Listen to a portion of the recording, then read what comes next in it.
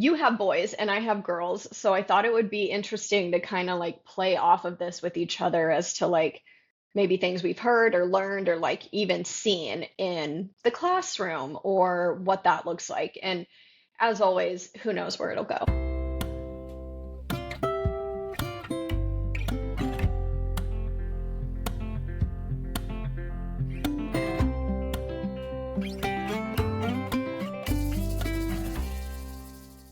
Welcome back to our channel. I'm Nicole. And I'm Janelle. We have bonded as millennial women, as moms, wives, as coaches, and as students of life, all while finding the humor in the chaos. This is us unpacking and externally processing the ever-evolving and growing baggage of life. Join us in the conversation. Have we mentioned that we've never actually met in real life? We are connected from afar. Welcome back, everyone. Hi, Nicole. Hi, hi Janelle. Hey, everyone. Excited to be here. So, Nicole, you were telling me about a podcast. Yeah, I was listening to this podcast and I found it really interesting because it's about how how like women are starting to dominate the world and men are starting to, I don't want to say step down, but statistically be a little bit lower, right? And so I found these like, and it touches on so many things and we can discuss all of that, but I found it really funny, like for me in the beginning, because I wanted to listen to it to gain perspective and to understand. But there's this part of me that started to feel a little bit triggered where I was like, poor boy, like poor men. All of the sudden, like what they've had it bad for like a year and we need to like feel sorry for them, like women have finally got to where it's more equal or above and we need to now like feel bad for them. But as I continued listening, I started to realize like, okay, like if I'm looking at this from more of like a little boy, not a grown man, but like a little boy's perspective, I can shift that, triggering a little bit because obviously I do want little boys to thrive and to do great. And so, yeah, even down to like they were saying that boys should be starting kindergarten when they're 6 while girls should be starting when they're 5 due to boys' prefrontal cortex is naturally 18 months behind the female brain, and how them starting at the same time is also naturally keeping boys at like a lower pace because they're not emotionally ready for that. So, I mean, that was just one subject, but it goes on, and we can discuss all of that. But like, you have boys and I have girls, so I thought it would be interesting to kind of like play off of this with each other as to like maybe things we've heard or learned or like even seen in the classroom or what that looks like. And as always, who knows where it'll go. Yeah, so true. Yeah, I think it's an interesting conversation. I kind of play back and forth too, is like sometimes I'm just like, oh, woe is me, about men and their, but at the Yeah. same time, sometimes when women complain, or I shouldn't say complain, when women, they voice things that they want, yet their actions or their expectations of men hasn't changed. You know what I mean? Yeah. Like generationally, they've changed as a female and like what they think they're capable or what they know that they're capable of and want to be, the opportunities that they want afforded to them, but yet they want their manly men, and then like we talked a little bit about this earlier is, we want emotionally intelligent men, but then we want them to also be like that very manly man, like what we see in movies from like way back in the 60s of just these like really stoic men. And so it's like sometimes I'm just like, come on, like you can't Yeah. have it all. Like you have to decide. You can't say you want one thing but expect something else and expect them to be able to, actually deliver on that, right? Right. So fulfill all of your needs of all of the things that you're expecting them to do for you. Yeah. So yeah, I kind of play back and forth. It's like, woe is the man, but also like, woe is the woman. Like, come on, Yeah. Yeah. But I I think know. it's And like, just, yeah. Go I ahead. feel like anyone can be a victim in this situation, if Yes. you Yeah. let it. But then to me, what takes away the woe is me part is like if everyone just focused on themselves, on showing up and being their best self, then that would naturally bring in another good partner that's in that same realm for them, Because I Yeah. think, like you said, it's like what do what you're looking for, and then you get it and you're like, that's not really what I want. Yeah. And like an example in this podcast that they used was, this couple went out on a date and the man opened up about his mom committing suicide and was just being like emotionally open about it to this girl. And she then replied to him later and was like, yeah, I'm not here to hold your emotional baggage. Like, I don't want to go on another date, So Yeah. like that's that part of like, well, what the fuck? Like I showed up, I was emotional, I was open and vulnerable, and I gave you those things, but then as soon as I did, you that's not really what you wanted. And to me, like when I heard that, that also shows so much about that female, where Yes. it's Yeah. like how why would you have thought him talking about that meant you needed to carry that load? Like that's again, that's on you. Whereas, like, if you were focused on you and healing your own trauma and your own things, perhaps you wouldn't have been like, and then he was trying to dump his shit on me and I needed to take, like Yeah. it's always perspective. And so I find it interesting for sure. Yeah. And I think just like, you know, us as women, we're trying to navigate these new roles. And, even as we are more in the workplace and, having more success out in a career, in the career realm, I guess, and Hmm. how navigating what that looks like in our role at home as well, like because we've taken it all on, suddenly we're trying to do it all. And that's not always possible. So, Hmm. just navigating all the new ways of and expectations of women. And I think it's the same for men, is they're also changing. Their roles are changing, Yeah. and they're trying to navigate that as well. Like especially Hmm. in a circumstance like that, like they take a chance and want to do that, want to be vulnerable and want to be emotionally intelligent and share that with someone. And it takes a lot of guts to do that. And then they turn around and basically shove it back in their face. Like, well, of course, the next time they're going to be a little bit more leery to do that, or hesitant, or maybe shut down completely. So I think on each side, we're just trying to navigate, and it takes time because, society says we want these changes, but at the same time, the expectations, under the surface haven't quite changed yet. We Yeah. still want men to open up, be like complete gentlemen and manly men, but yet then we also want to be, and I think of myself when I say this because, I'm not so bad anymore. I don't think about it too much anymore, but it used to bother me that Murray wouldn't open. He does every once in a while, but like he's not one to go out of his way to come and open my car door. Yeah.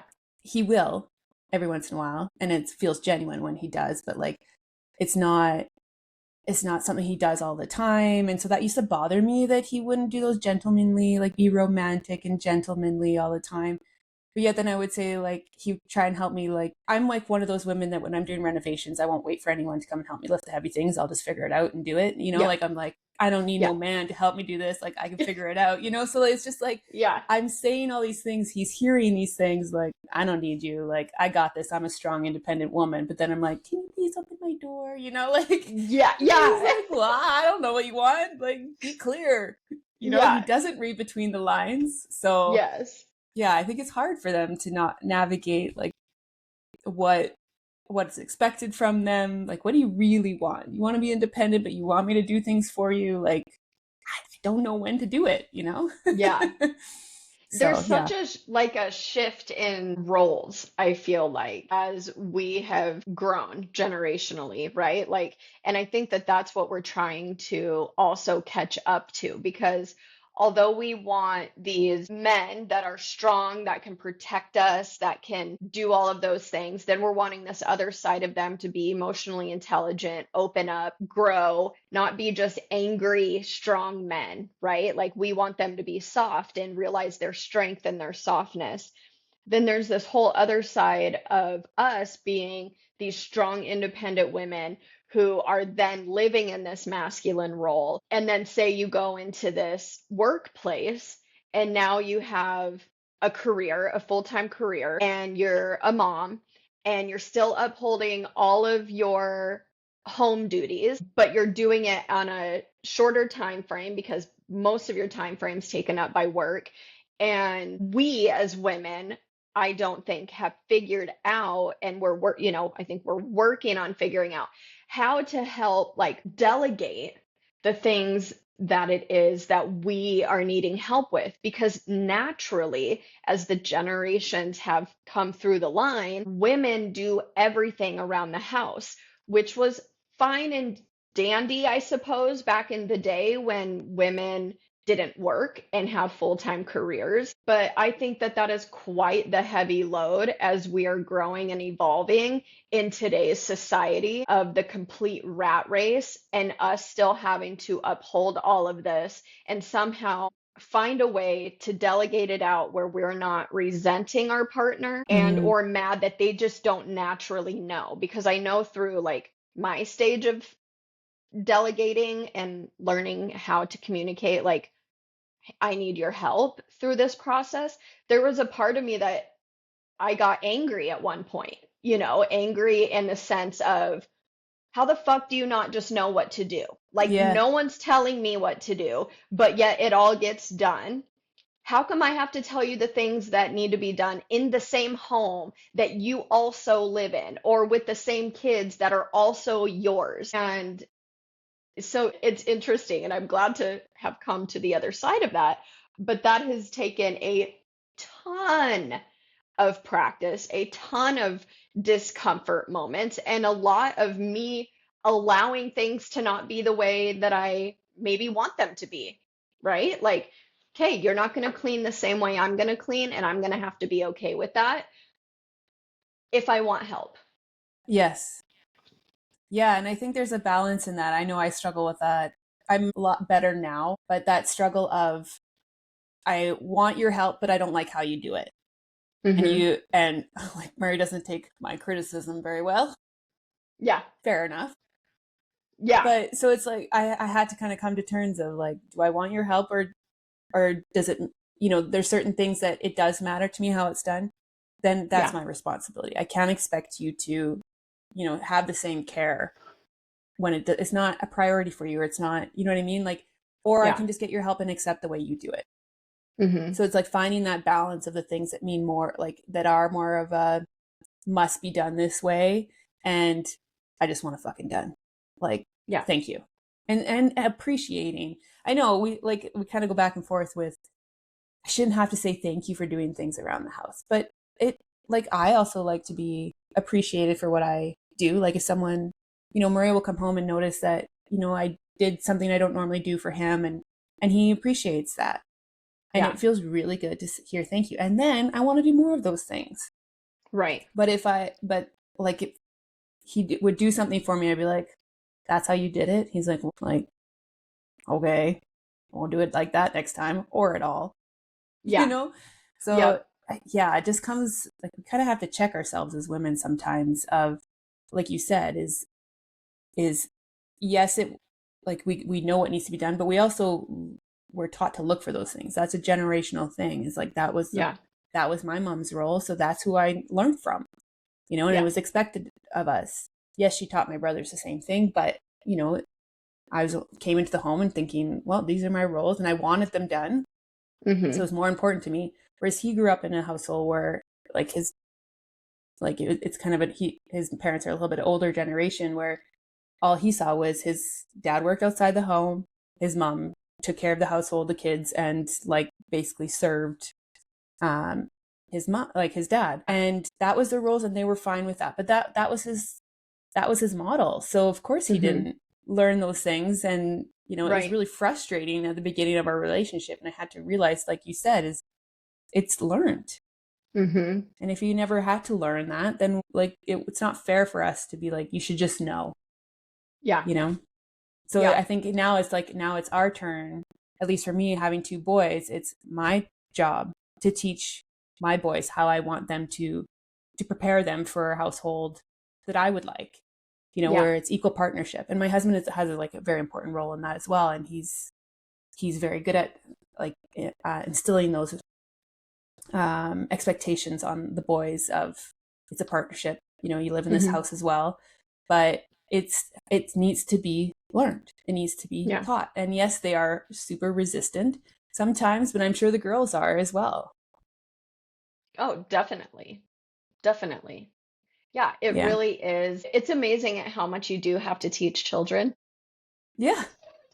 You're like, oh, well, I guess I never taught you how to do that. Like you just think that they should just like know how to do stuff.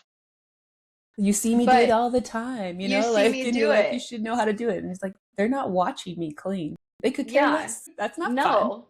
No. And it's like it is a learned behavior. And I've expressed this like with my community of having like this aha moment of me like doing the dishes and how I came to this realization of like how I needed to ask for help. But because like I was living in the role that my mom had always demonstrated, which my mom worked a full-time job once, I think once I went to kindergarten because she stayed home up until then. And then I went to kindergarten and then she took on a full-time job. But then she also came home, cooked, cleaned, did all of this stuff. And then us girls were old enough. We also helped do the dishes at night, helped get the kitchen set back so we could have it, whatever. Our house always had to be clean. Everything had to be in order. My mom served my dad. My mom still serves my dad till this day. And I have those moments sometimes of being annoyed about it, But it's like that's the roles that they've set up and it works or it doesn't, and they get to choose that on them for themselves. But it was very much, and my dad worked his ass off and still does, and it was all outside work. Take mowing. We had the best yard in the whole block. I mean, everything was kept up the best. He did all of that, and it was like men's work, women's work, and like that's how it was laid out. And then I got older and got sassier, and there would be nights that I would be like, Dad, you're helping me with the dishes, And my mom always jokes because she's like, he would listen to you. And because I was literally like, yeah, you can get up and do something too. Like, because not that what needs to be done outside isn't, but it's like those daily stupid ass tasks with Yeah. dishes, like that has to be done daily. It's like you get to mow the lawn once a week, once every two, like whatever. I don't know the schedule, but you know what I'm saying. So to Yeah. me, I'm like, you don't have to do anything till you decide to go back outside this weekend. Like, get up and help me with the dishes. But then I caught myself doing that in my own relationship, where instead of asking for his help, I just got angrier and angrier as I was Hmm. cleaning. And I was like anxiety ridden with the house had anything out of order and everything had to be done at night and it had to be perfect. And there was this realization of, oh my God, I'm my mom. I've turned into my mom. Is this how I want to live? And also realizing, hey, can you come help me in the kitchen? Like that simple thing, that stop of the brain of like, I know where my brain's going to go because it's starting. I'm feeling it. I'm getting more anxiety. It's building. I'm pissed. He doesn't fucking help. He's just sitting over there, like doing Yeah. nothing. Like, doesn't he see me in here? Why wouldn't he just help? How much sense does that make? You see someone working, you get up, you help them. Oh, you're not going to, like, I mean, the thoughts. Yep. And then it's like, even if he would come over to try to help, I was like, no, like I don't want your help because I was so frustrated until it was finally like all the stars had to align for me to be like, I'm going to stop that train of thought. I'm going to breathe and I'm going to ask for help. And then I just built on that over and over until now it's like, you do this, I'll do that. You do this, I'll like, it just feels more of a partnership. Yeah. Well, and I think that takes intentional communication between partners. I Yes. think a lot of times us as women, at least for myself, I should speak for myself, is that oftentimes I have full conversations that me and my husband have, but it's in my head, Yeah. and then I'm mad. Like I've Yeah. had this entire conversation. I know what he's going to answer. And then, oh, yeah. And then I like, this is how I'm going to respond. And then he's going to say this. And then I'm going to respond like this. And then by the point, he's like, what are you talking about? Like, why didn't you just ask? And so I think it's just Yeah. being intentional about, the expectations in your relationship. And you actually mentioned this one time, and I really love this. This, like, your Monday night walk with Mm-hmm. Lee, of, just setting out like what the week's going to look like, what's on your plate, like, what do you need from me? How can I support you? And so, like, there's a constant, it doesn't have to be this is your role, this is my role. Like, and even though it's shared, but like, it's just as flexible, because our lives are flexible, and, Mm-hmm. things come in, there's, you have more responsibilities one week, or, just there's more on your guys' schedule. Someone has more on their plate than the other, and the other person has to step up, Yeah. and just being able to communicate that to each other, just instead of holding these conversations in our head of like, Yes. I wish he would notice, or like, he should just know. Can't he sense it? Can't he see that I'm stressed? It's like, let's just put it all out there, be Mm-hmm. honest and open, and then give them a chance to like set them up for success. Even just like, if he's more stressed, then he's, communicating his needs, and you Mm-hmm. can step up in that way, in the way, instead of us anticipating what we think they need, actually giving them what they need because they voiced it. Exactly.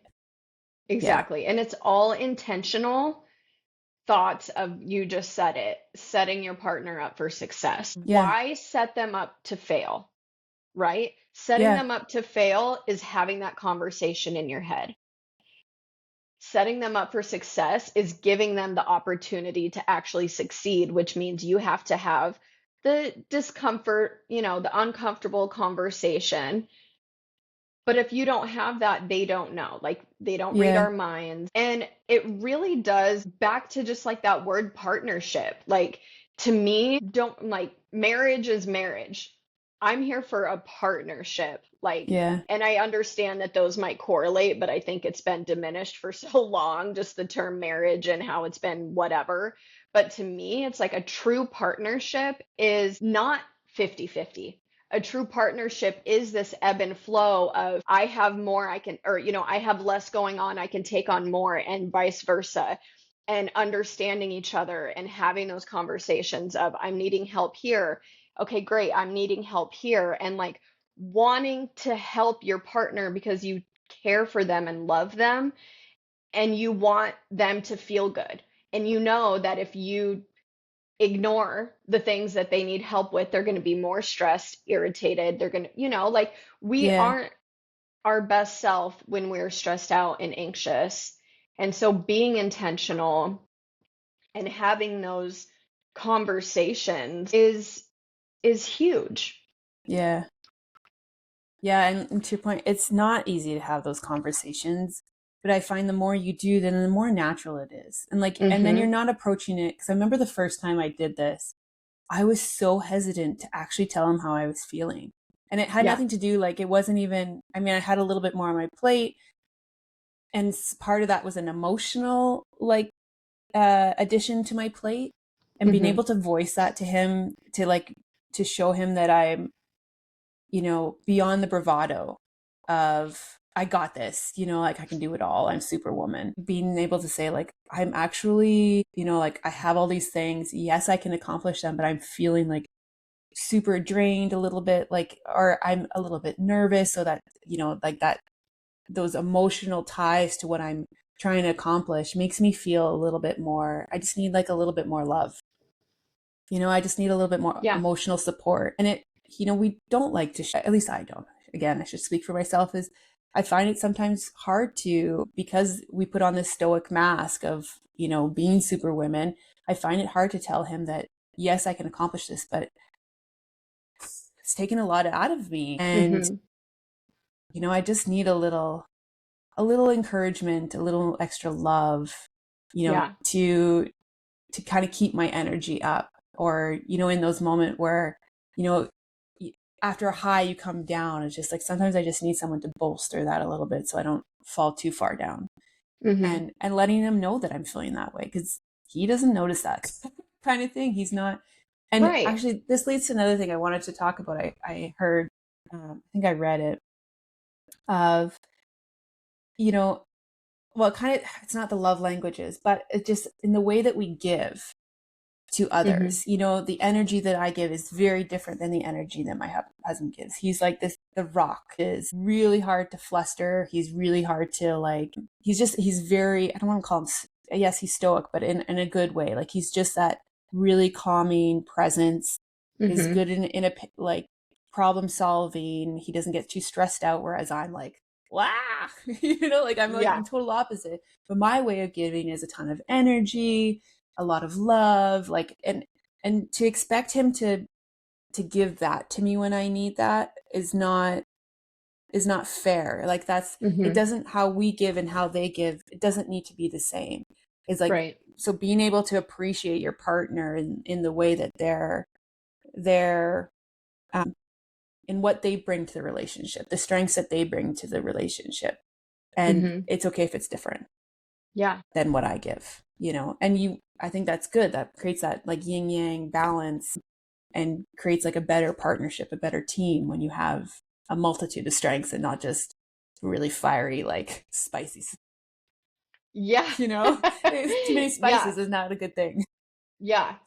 Yeah. And something that I want to touch on too is like this superhero mask as women that we have put on. And I've touched on it a little bit in prior episodes, but is when we're living like in that I'm an independent woman, I don't need any help, I got this. We are living in a masculine role. And I'm not saying that there's something like that's a bad thing, but we are women and feminine energy, is a natural thing inside of us. And so it's almost like I think about myself when I was living in that stage, and I just think about how hard I was, like this hard Mm, shell, right? yeah, Just like not willing to accept help, yeah, not willing to ask for it, most certainly not, because I needed to prove to the outside that yeah, I was worthy, I was independent, I was a strong like woman. And what shifted as I've done work on this particular thing, because I noticed it just wasn't serving me anymore. And this is recent, where I've really realized like I want to live in this feminine energy field. Like, what does that even feel like? So I've had to do, just random bits of work to try to like open up my heart to settling in and being gentle and realizing I didn't need to prove to anyone that I was good enough, strong enough, independent enough. I needed to give that to myself. Like it was no longer for the outside people to see me and think whatever they wanted, hopefully this powerhouse person of me. I needed to show myself that like it's okay to fall flat. It's okay to not have it all together. Like what's going to happen if things start to unravel, but you're caring for yourself. yeah, So like in a small need, we've talked about having a lived-in home. I'm in my kitchen right now. I can see all of the things that I've allowed to slide. But that's because that energy that used to be angst of everything needs to be perfect and in order, I've allowed that to let go, where I now am like the energy that I have left in my tank at the end of the day goes to me like, I said my back hurt earlier. Like, so for this week, it went to like plugging the heating pad in and like allowing myself to sit on the couch after work and like put some heat on my back, go take a long shower. That was like proving to myself that like I matter yeah, and where I can just be. And it's just a totally different energy field. And I do want women to know how much power lives inside of your feminine energy and living in that field, and how it just feels more natural. And like I use the word hard, like it just doesn't feel hard. It just feels like I get to just be. And this is a beautiful place to to be in. Yeah, I can completely relate. That was really important to me growing up, was to Yeah. be an independent. I was third child. Like, I by no means am I blaming this on my family dynamics whatsoever. It was definitely a role I took on myself. It's amazing what a kid's mind will do, but I was praised a lot by for Hmm. being independent, and my mom was a strong independent woman, and I was like, I need to be like that. I Hmm. loved that. Like, something in me just identified with that, but then I took it and ran with it to the point where I think it was toxic. It definitely went from, I took that as an expectation, a need to prove myself that I was good like my mom. And I think because my dad did praise her a lot for her strength, like she's a Hmm. very strong, capable woman. She was very creative, very innovative. Like, she would take initiative, and like she would just, if she wanted to do something, she would just up and figure it out and do it for herself. And so, like, I maybe it's partly being a daddy's girl, but I also wanted that approval. I wanted that, those praises, and I like sought it out, and I went after like building that persona of Hmm. being this strong, independent woman. I don't need no man. Yep. And like, I've maybe took it too far. I know I took it too far to the point where it was like became an ego thing of Yeah. like, I didn't want to be seen as soft. Like, you didn't, I cried behind closed doors. Um, and I would, kind of almost get this swagger. It's Hmm. definitely a mask that I wore. Like, yes, it was a big part of who I am, and it still is to this day. But I think it went you know, from building skills and building things that like definitely interested me to now I'm hiding a big portion of myself. And I've got all of these walls up so that people don't actually see what's going on the inside, the softer side of me. Hmm.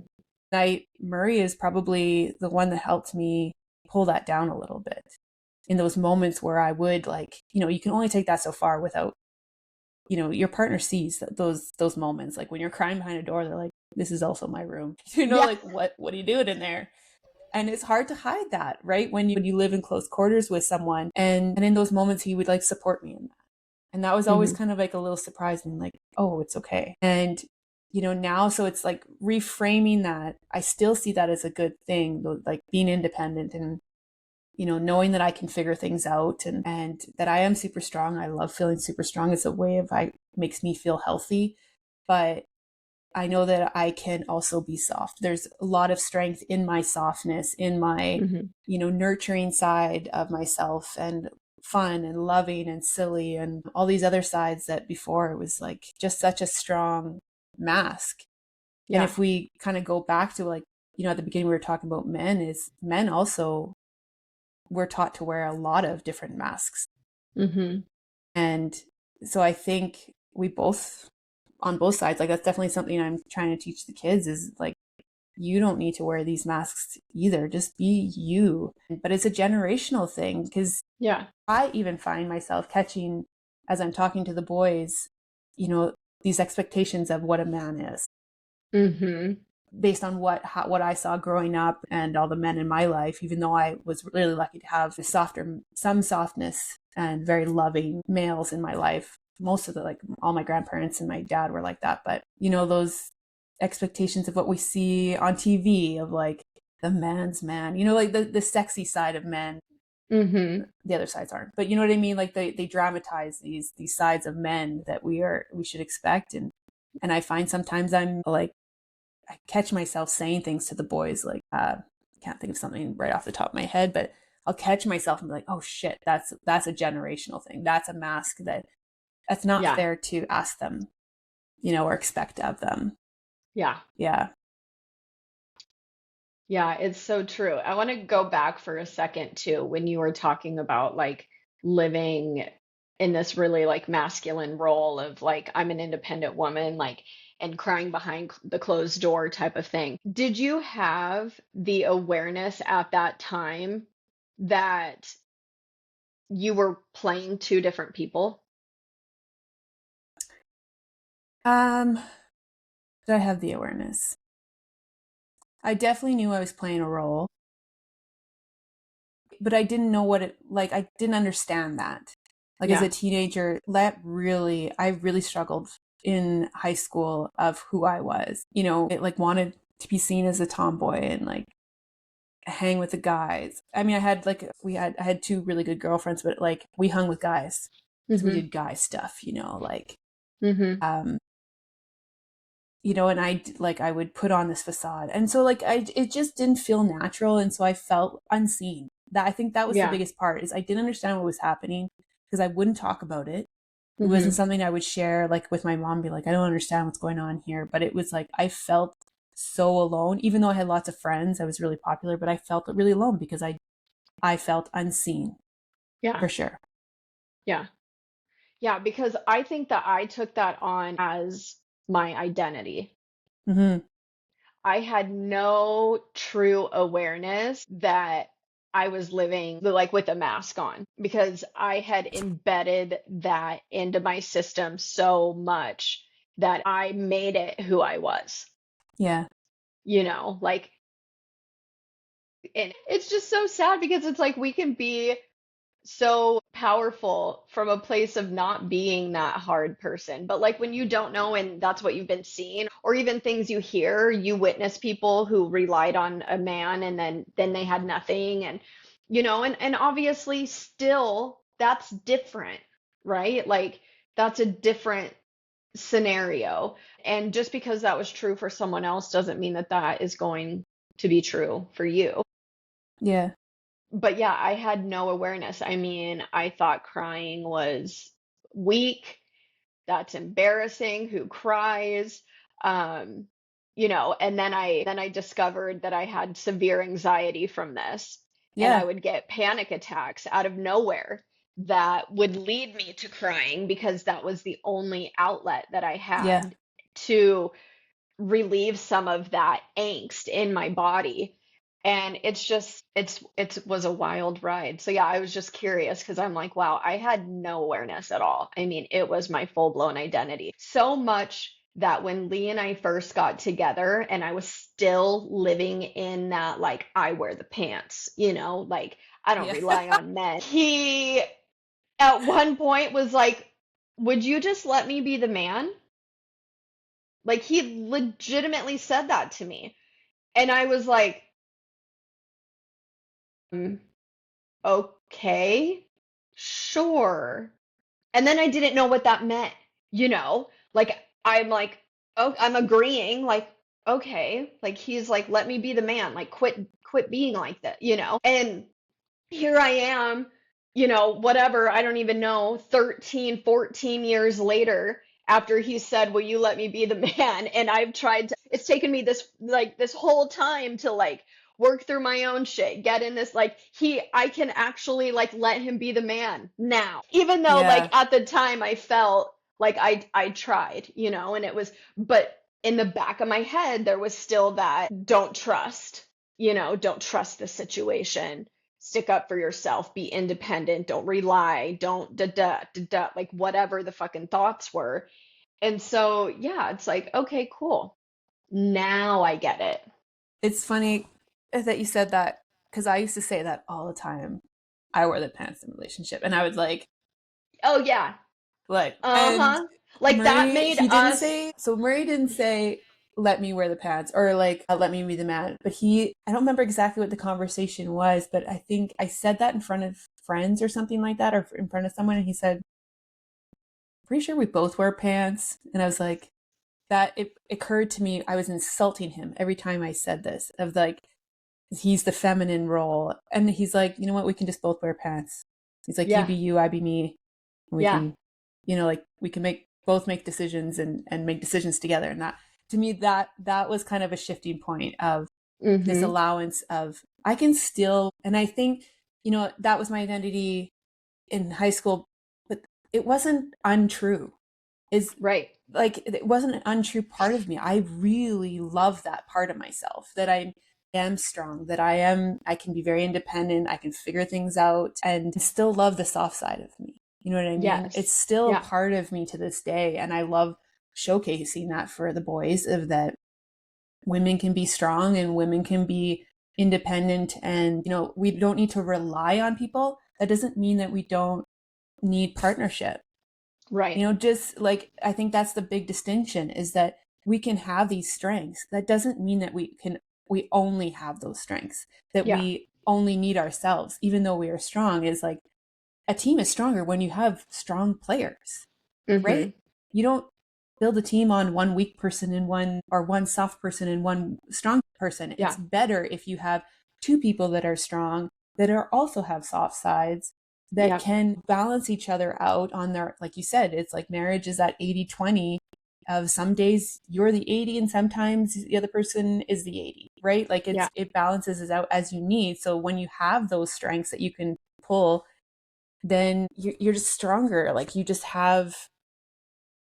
can just rely on each other. You're not relying on someone, you rely on each other. Exactly. Which is a completely different scenario, right? Like, because when you're relying on each other, there's this whole trust. It's like you're in this trust bubble of allowance of protection and being able to show up more masculine in some roles or more feminine. But then also, hi, men also have a feminine side.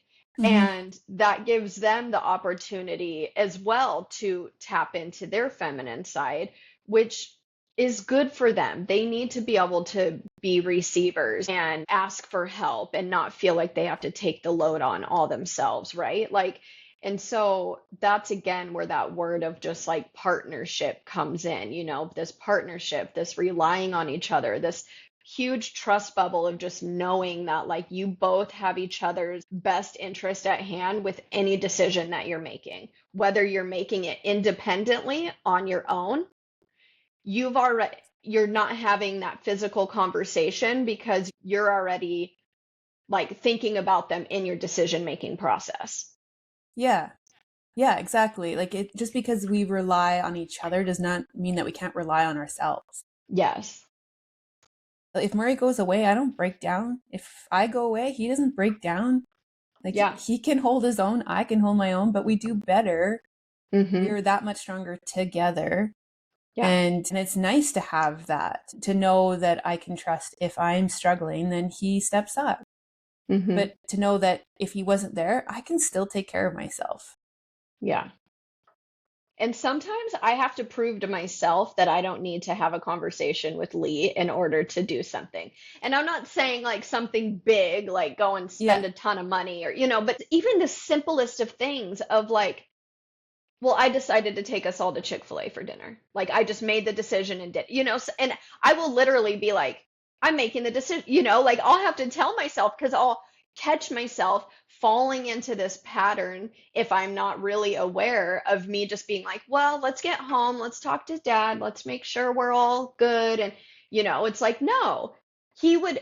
And so I use him as what do I use? Like, I look to him and get inspiration because he will very much just do what he wants. And Yeah. so in that realm, it gives me permission because I'm like, you know what? I actually love that he does that and doesn't sit around and do tiptoe and ask me about whatever. So it's like, okay, no, yeah, we can do this. And then if he doesn't like it, like what? It's no big, like, it's like, okay, whatever, move on. Like Yeah. again, it's not, I'm not buying a house without him. Like, it's not like that. But it's just like, for me internally, I have to do that sometimes, especially being a recovering people pleaser. So, being someone Yes. who, is recovering from people pleasing while living in the masculine, I tell you, there's a lot of like back and forth things. But yeah, I love this topic because it has shifted and changed so much for me over the years. And all of these things that I do that I viewed as weak, now I'm realizing there's so much more power in it for me because I'm doing things for myself and not in this realm of needing to prove to Yes. anyone of who I am because it's most important to me that I'm being true to myself, I guess. I think that goes both ways. this need to prove. And I think that's what attracted me to Murray, because he wasn't, I'll be honest, he didn't check many of the boxes. Like your ideal man. Yeah. He didn't check very many of the boxes, but what attracted me to him, like where I'm like, I don't understand where this attraction is coming from. Like he doesn't fit my list of what I like want out of a man. And I think it was that he didn't feel the need to prove anything to me. He didn't have to prove his masculinity to me at all. And I liked that. I didn't understand that, but I was like, there's something very attractive about someone who's just very sure of who he is. And it's not that he had any swagger with it. It was like, it wasn't like he was like, I don't need to prove myself to you or anything. Like he never used language that he was just like, no thanks, or I don't want to do that, or no, I'm not going to behave that way. Like he didn't dress a certain way, or, like he just dressed the way he wanted to dress, could care less. He would, the way he'd make decisions, he never felt the need to explain his decisions or, justify or it to be perceived a certain way. And he was just non-apologetic about that. And I really liked that. And I liked that he called me out on my shit when I was trying to prove myself, or prove a certain mask that I was wearing. He'd be like, what are you doing? But then he would just like be curious, but he wouldn't judge it. He would just be like, it just gave me permission to not feel I needed to justify that I was a strong, independent woman. You know what I mean? He's like, he would acknowledge, he'd be like, oh, cool, you did that. It wasn't like, oh, wow, you're such a, strong, independent woman. It was just like, okay, cool. Yeah. And I'm like, oh, okay, I can, I don't need to perform for you. Yeah. Because you're not performing for me, No. It's so funny, just like the parallels that we have with each other and marriage and kids and stuff like that. But that's the same. Like Lee's security for himself is what has helped me create security within myself. Because it's so beautiful to just watch someone be totally who they are and in whatever way it is, unapologetically, not giving a shit what anyone else thinks or what, just like, this is what I'm doing and this is who I am. And again, they don't need to discuss it. And I'm like, okay, that is inspiring to me. I want to be more like that. How do I do that? Yeah. And so I keep and it's learning. not a bravado thing, because and it sounds like Lee's like this too. It's not, I don't care what anyone thinks. He wouldn't ever say things like that. He's just never. No, that's not for me. Yeah. No. And you're like, but to me, I'm like, he doesn't care what anyone else thinks. Yes, that's my verbiage. Genuinely feels like that. Yeah. Because they don't bring attention to the fact that they don't care. It's just they're just living their truth, and it's like, holy shit. Yeah. Okay.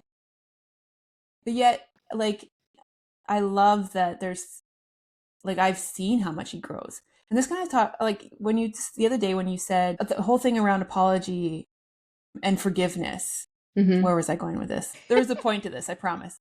Of, asking for forgiveness is you're doing it to please the other person. And you were also saying sometimes the apology, if it's always coming, then doesn't always ring true.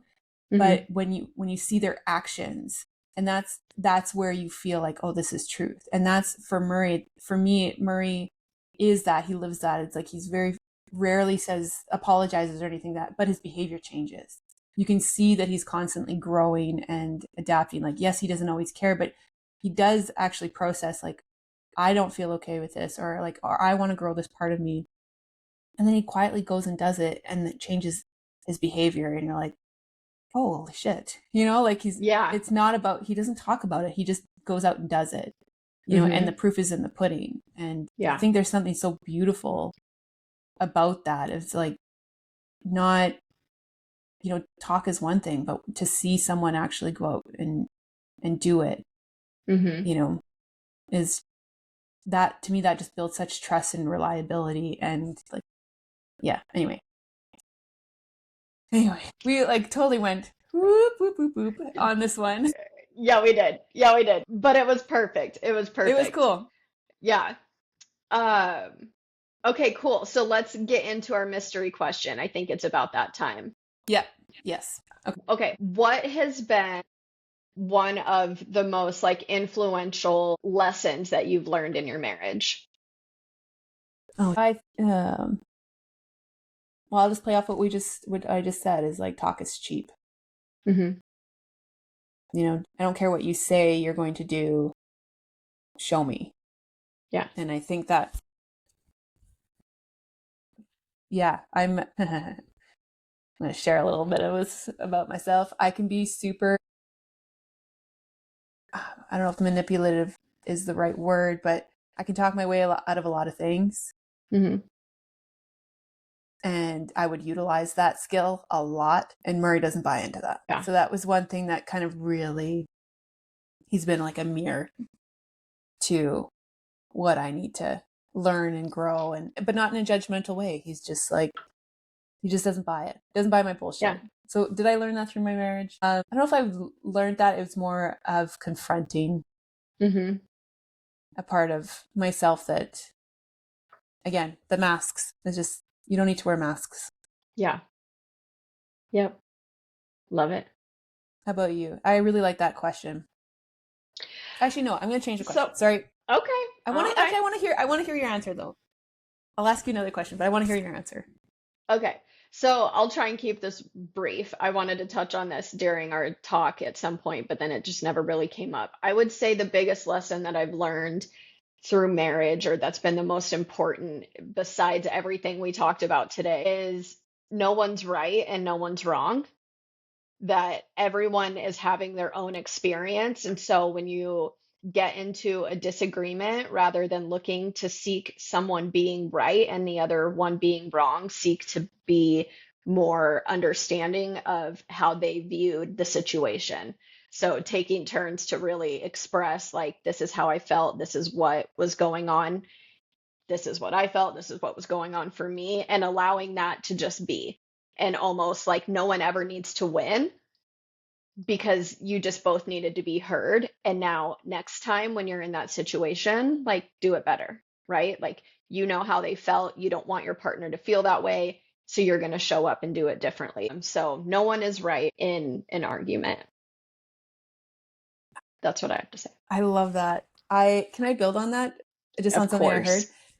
So Simon Sinek, I heard him on an interview or something. Simon Sinek said, in an argument, the best way to diffuse the tension in an argument is to acknowledge where you're wrong in the argument and Mm-hmm. say, and acknowledge where they're right in the Yeah. argument. Because like you said, no one's right or wrong. Mm-hmm. Sometimes you're both right and you were both wrong.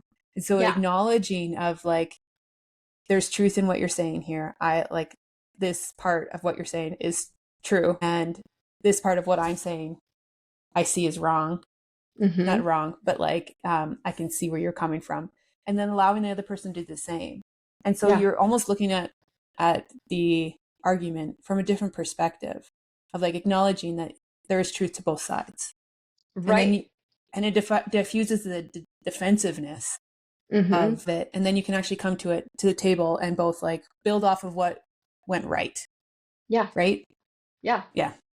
Yeah, because you're taking yourself from here to here, and you're Yeah. looking at it from, an observer's perspective of, here's how I could have done things differently, because you're playing a role, whether you want to believe it or not. You're playing Yeah. a role, and there is something to be accountable for that. Yeah.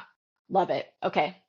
Okay. I do have another question though, because we started the call talking about the male side and their struggles and navigating these new expectations of them and their roles and masks.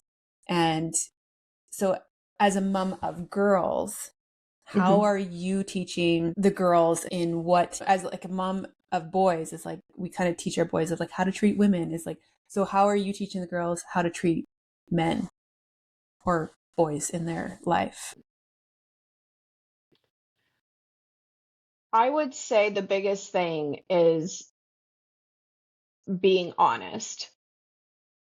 I mean, just being honest with how they're feeling, and I would say the biggest male model, obviously, that my kids in this moment have are their dad or is their dad, right? So for me, I'm also teaching them to have a voice.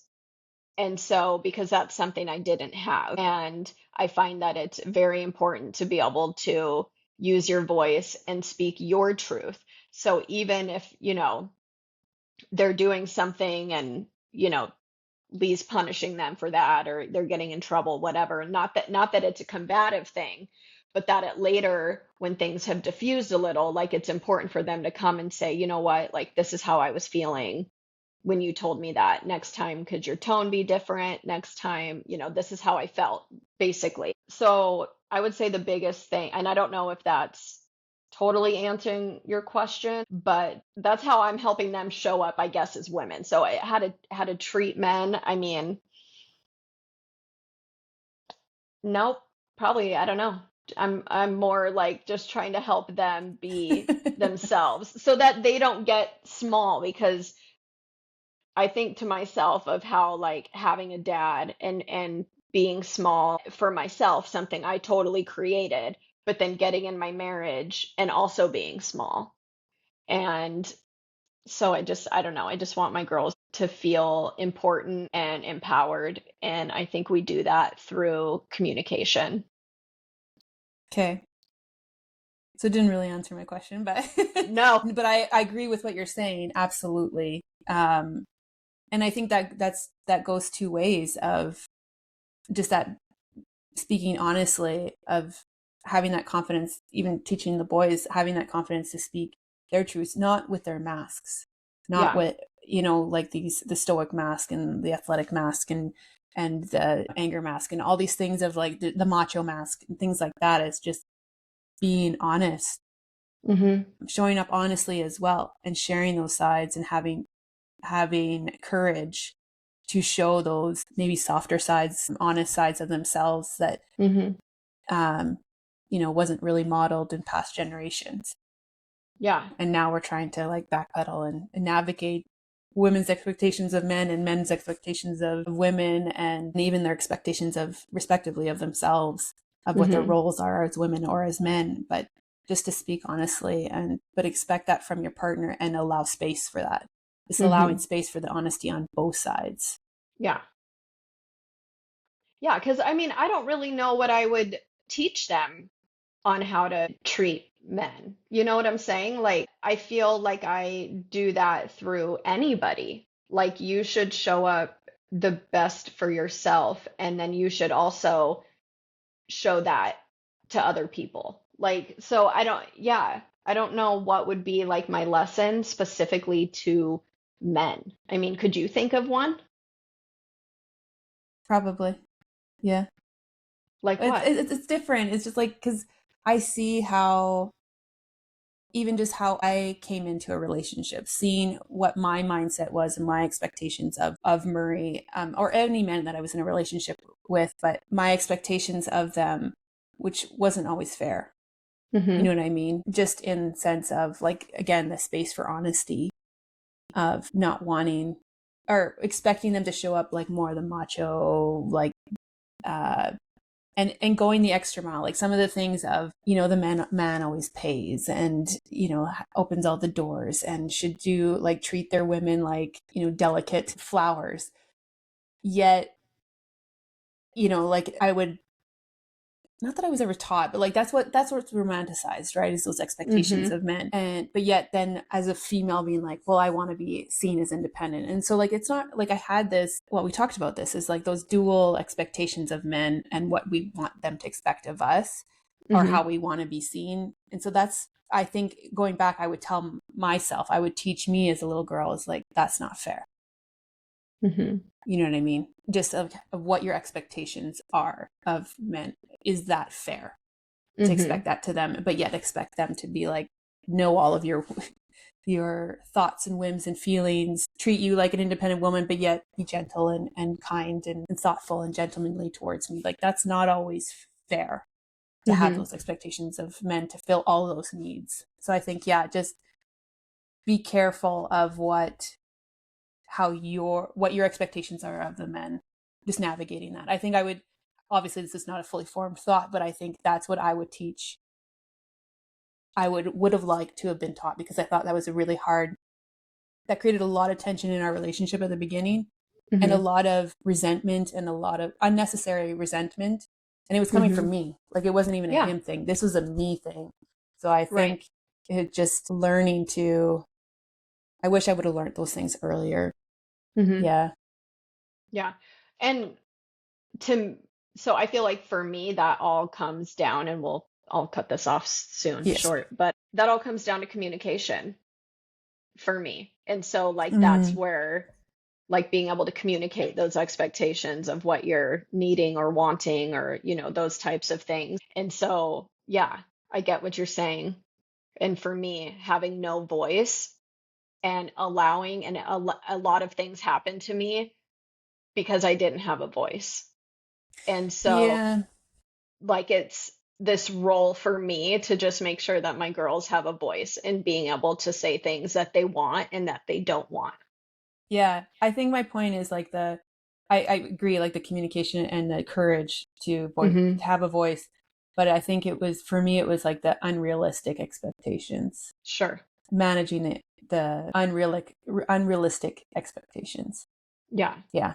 So anyway, Yeah. And I think that's great. All right. yeah, we could talk about this forever. I know. I know it. Okay. Well, this was fantastic. I hope Yeah. everyone gathered a little something something from this. And yeah, until Yeah. next time, And please comment, and also subscribe and press the do bell all for the things. notifications, all the things. But please comment. I would love to hear people's thoughts on this. So yeah. Absolutely. Okay. Bye. Thank you, everyone.